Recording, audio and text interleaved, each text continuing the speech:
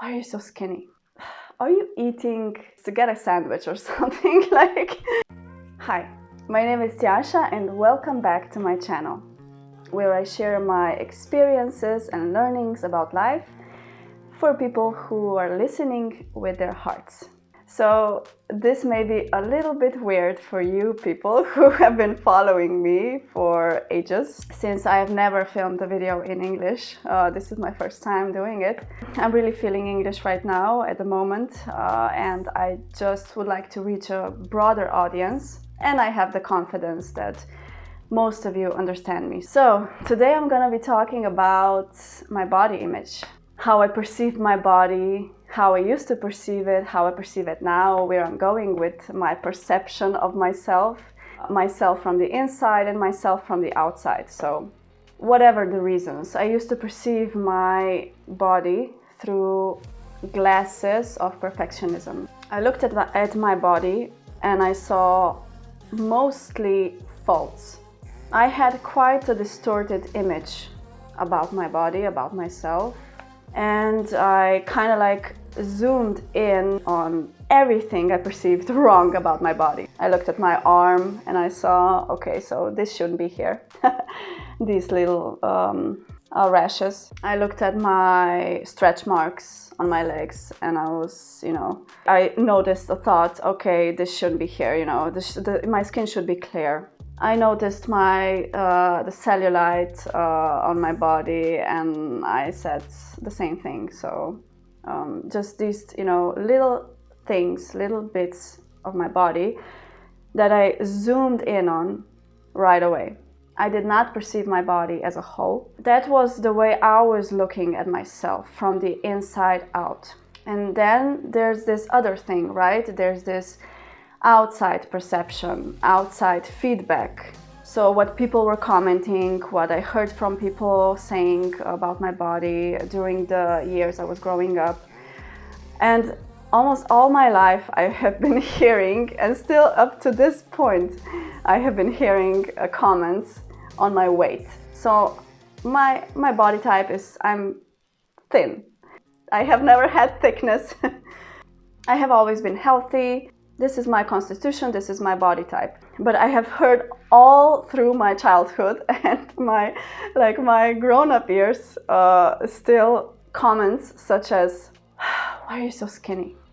Are you eating to get a sandwich or something? Like just people commenting about the fact that I have a thin body. It's so funny because I'm sure that if I had a thicker body, people would not be commenting, so why are you so thick, right? Because we kind of respect that more, or we think, oh wait, that's gonna hurt her feelings if I say that about the thickness. But if I say that about the thinness, that's okay, right? Because it's more socially acceptable. But not really, because when I heard those comments, I felt like, okay, so something's wrong with me. Because people are looking at me with the look of something is wrong with you.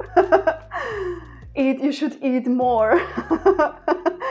I should be more thick. I should have more curves. These little comments here and there just ingrain in your subconscious, in your mind. And when I combined my perception from before, from the inside, through the perfectionism I had, and the outside perception of me, the result was my body image. I never really questioned that until I started my just self-observance, really getting to know myself, my inner self. That's when I noticed all the perfectionism and everything else. When my son was born, I was looking at him and his body, his beautiful, perfect body. And I saw his little curves and just his little, I don't even want to say imperfections, just everything that makes him who he is, makes his body what it is. And I just look at him with just pure, unconditional love, and just with the innocence of a child body being born into this world, the amazingness of it. And it doesn't even occur to me to be judgmental about it, you know, to be like, oh, well, that little hole or whatever curve should not be there. It should be really smooth, you know. It's when babies are obviously like all curved up and, you know, this point of view I am actually using now to look at myself with that kind of perspective. I came into this world as a baby. I've grown now. My body has grown, has changed over the years, over the pregnancy. I mean, from this perspective, how dare I criticize it? I should be thankful that I even have a body, that I even have this amazing tool for my pleasure, for eating, for sex, for sleeping, for dancing, for listening to music, for communicating. This is my vehicle. This is my loving vehicle, which is my duty to respect it and to just accept it for what it is, how it is. Just looking at my body as a piece of art, which in fact I believe it is. It is a creation, as we all are, and all of our bodies are creations. And the funny thing is, as I look at Sweet, and like the perfectionist person in me would say, oh, but that thing is not perfect, and that little curve is not perfect, it's not smooth, it's not whatever. The funny thing is that those are the things I appreciate the most on his body. Those are the things that make him who he is. It's important to look at myself as a whole being. That's what makes me me. Body, heart, soul, mind, like whole, everything. That's what makes me beautiful. That's what makes me unique. And that's what makes you this different story, but also unique, also beautiful. A child doesn't question itself. He doesn't look at himself and criticize his body. He's just observing, he's just taking it in, he's just like in amazement of everything, of his body, looking at his body, looking at the world, of other bodies, just in amazement and wonder and joy about living. And I'm realizing how words have a huge impact on how I perceive myself. Hearing words, saying words to myself, what kind of labels I'm putting on my body, what I say about my body, because my body is listening, I'm listening, and I'm internalizing these things. I say fat legs, I say too skinny, I say not straight enough.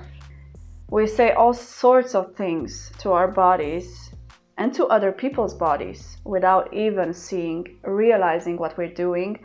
And we are internalizing this, and we perceive ourselves on the basis of these words.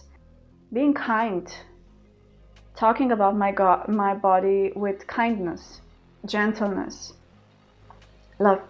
I am very proud of myself for doing this, because as I'm doing this, I know I'm going to have a more positive and more healthy impact on my son also, because the way I perceive myself and the way I'm going to speak about myself is going to be a direct example for him, how he will perceive his body.